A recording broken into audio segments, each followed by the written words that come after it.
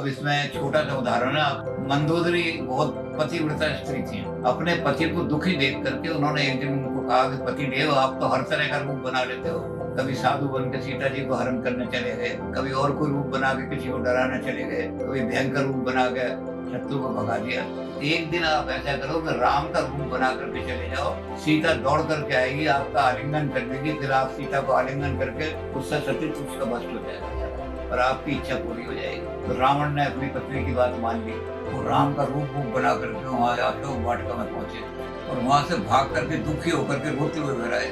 मंदोदरी कहने लगी, आज तो सीता ने आपका आलिंगन किया होगा, सीता ने आपका चुम्बन भी किया होगा इतने दिनों के बाद में। अरे मंदोदरी, आज तो मेरे भाग फूट गए। आज तो मैं अशोक वाटिका के अंदर जो गया तो जितनी वहाँ राक्षसनियां बैठी थी वो भी मुझे माता केकसी की शक्ल में दिखाई देने लगी। मेरी माता बैठी है, मैंने उन सबको नमस्कार किया। सामने सीता बैठी हुई थी, मैंने उनको भी नमस्कार किया माता रूप में। और मैं तो वहां से लौट के भाग गया। ये क्या चमत्कार हो गया, मेरी माता ही माता दिखाई दे रही है सारी।